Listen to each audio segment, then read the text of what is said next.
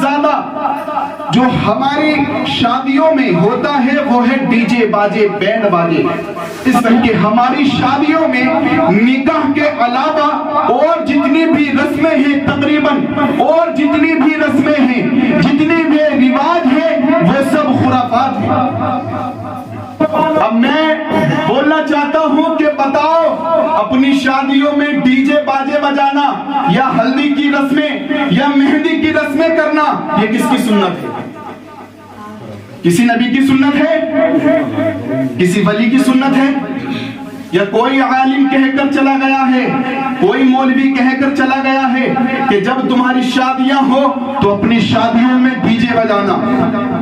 الہ آباد سے لے کر ہائی کورٹ تک یا سپریم کورٹ تک اگر مسلمان کے کیسز دیکھیں تو سب سے زیادہ طلاق کا مسئلہ ہے مسلمان کا. سب سے زیادہ طلاق کا مسئلہ، سب سے زیادہ کیسز تو مسلمان کے ہیں وہ طلاق کے ہیں. کس وجہ سے؟ نبی نے ارشاد فرمایا جب تمہارا نکاح ہوتا ہے تو تمہارا ایمان مکمل ہو جاتا ہے نا. اب اس بات کو یاد رکھنا، نبی نے کیا ارشاد فرمایا؟ نکاح جب ہوتا ہے تو ایمان مکمل ہوتا ہے. اور جب تمہارے بیٹے کا ایمان مکمل ہو رہا تھا، جب تمہارے بھائی کا ایمان مکمل ہو رہا تھا، اس کی نئی زندگی کی شروعات ہو رہی تھی، تو تم نے ہی شیطان کو دعوت دی تھی. تم نے ہی اپنے نکاح میں ایسے ایسے کام، ایسی ایسی رسمیں سجائیں، ایسے ایسے رواج تم نے وہاں پر منتخب کر دیے جو تمہیں نہیں کرنے تھے. اب جب تم اس طریقے کا شیطان کو دعوت دو گے، ایک بات سن لیں، جو کہتے ہیں ہماری شادیوں میں ہم ڈی جے باجے بجاتے ہیں تو مولوی نہیں آتے، امام نہیں آتے ہیں، ہے نا، عالم حافظ یہ نہیں آتے ہیں، اچھے لوگ نہیں آتے ہیں، تو اس بات کو ذہن نشین کر لیں. تمہاری شادیوں میں جہاں پر شیطان رہے گا اچھے لوگ نہیں رہتے، اور جہاں اچھے لوگ رہیں گے وہاں شیطان. تو بہتر افضل طریقہ ہے وہ کیا ہے؟ اپنی شادیوں میں نبی کی سنت کے مطابق اپنی شادیاں کرو، اپنے نکاح کرو.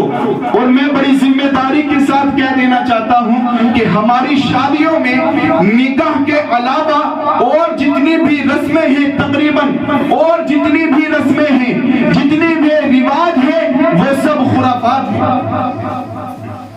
ہے نا. سب سے زیادہ جو ہماری شادیوں میں ہوتا ہے وہ ہے ڈی جے باجے بینڈ باجے.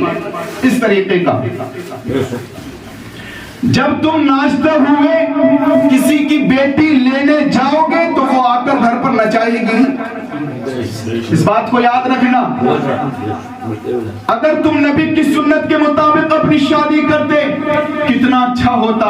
نبی کی سنت کے مطابق تم شادیاں کرتے کتنا اچھا ہوتا. جب اس کا ایمان مکمل ہو رہا تھا، اس کا ایمان کمپلیٹ ہو رہا تھا، جب اس کی زندگی ایک بار جب شروع ہو رہی تھی تو کتنا اچھا ہوتا کہ تم جب قرآن کی اس آیت کو اپنے ذہن میں رکھتے کہ رب تعالیٰ نے ارشاد فرمایا لقد کان لکم فی رسول اللہ اسوۃ حسنہ.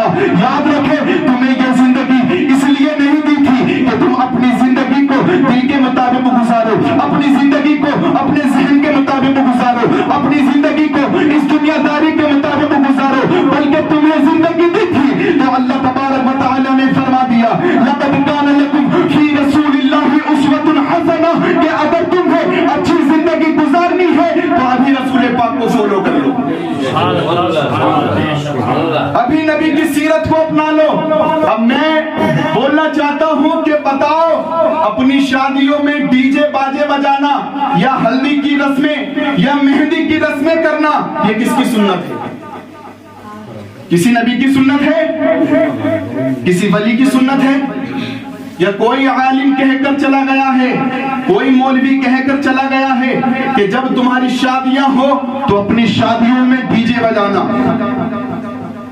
اگر تم کتابیں اٹھاؤ گے شریعت کے قانون کی تو پتہ یہی چلے گا نہ ہی یہ کسی مولوی کی سنت ہے. سنت کا معنی ہوتا ہے طریقہ. کبھی سوچے کہ کیا بول دیا.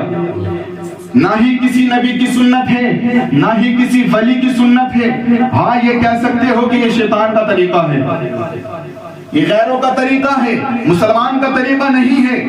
ارے تمہیں تو زندگی صرف اس لیے دی تھی کہ تم نبی کی سیرت کو اپناؤ، اللہ کی عبادت کرو، اور آج عالم یہ ہے میاں کہ کون بات کو مانتا ہے؟ کوئی نہیں۔ ابھی چند روز پہلے ایک صاحب آئے تھے، دولہا بنے تھے، مسجد آئے ڈمڈم کرتے ہوئے، ڈھولک کے ساتھ، ڈی جے کے ساتھ مسجد پہنچے ہیں اور مائکوں میں آوازیں آ رہی ہیں، مائک ساتھ میں ہیں اور بول رہے ہیں ناچو گاؤ کودو۔ اس طریقے سے تو وہ مسجد آیا کس لیے؟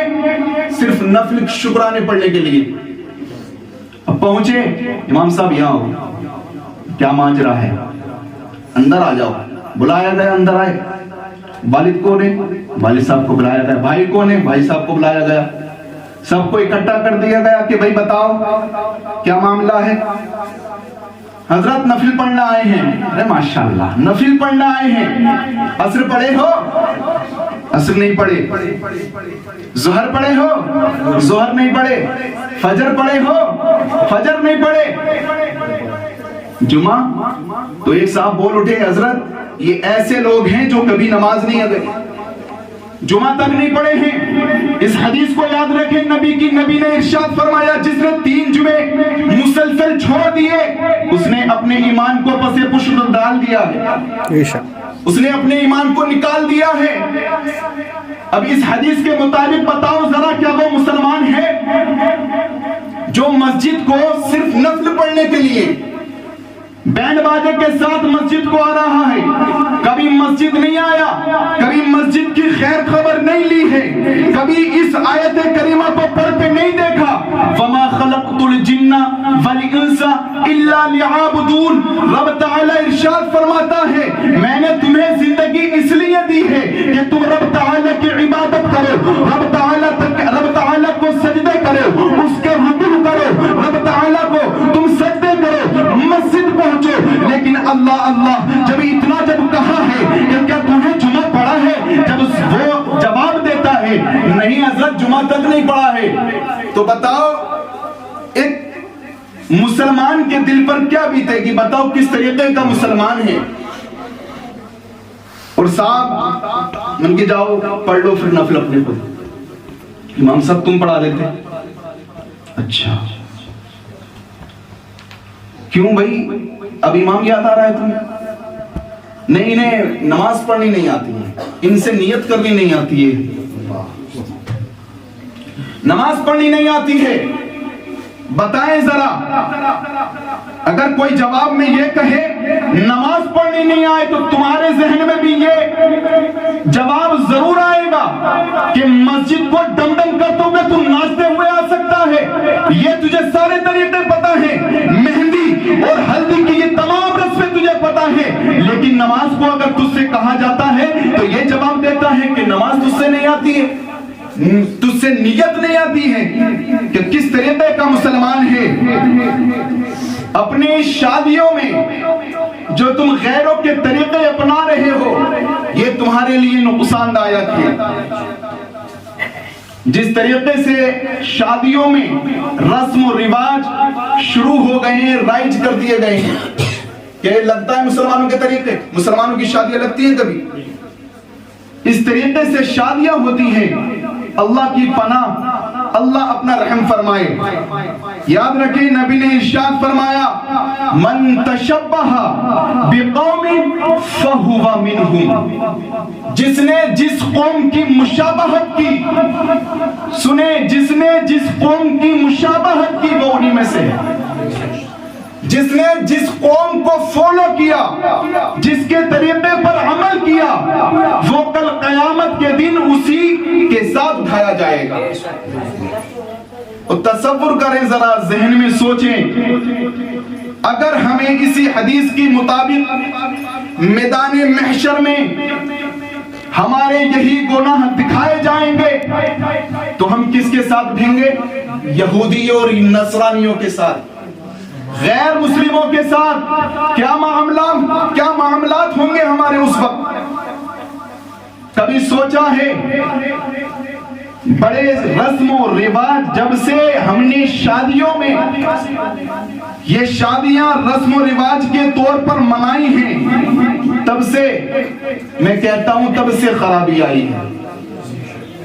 اور یہاں بھی اگر نکاح گھر کا کوئی شخص بغیر علم والا لا علم ہو وہ نکاح پڑھا سکتا تھا تو نکاح میں بھی ضرور فطور آتا کوئی، ہے نا؟ نکاح میں بھی کوئی خرافات تو ضرور کرتے۔ وہ تو اللہ کا شکر ہے کہ اللہ نے اپنے تمام انبیاء کے جو وارث ہیں ان کے سپرد کیا ہے۔ بڑا شکر و احسان ہے اللہ تبارک و تعالی کا، ورنہ ایسی رسمیں ایسی غیروں کے طریقہ ہے۔ اسے کیا سمجھ رہے ہو؟ دیوالی، ہولی، ان تمام طریقوں کو تم کیا سمجھ رہے ہو؟ تمہارے طریقے ہیں، غیروں کے طریقے ہیں۔ تم نے غیروں کی مشابہت، تم نے غیروں کے طریقوں کو اپنایا، اور اللہ کی قسم اگر اسی حدیث کے مطابق تمہیں میدان محشر میں اگر اجر ملا تو کس کے ساتھ اٹھو گے؟ غیر مسلموں کے ساتھ۔ اللہ کی پناہ، اللہ اپنے حفظ و امان میں رکھے۔ اور میں بھی عرض کر رہا تھا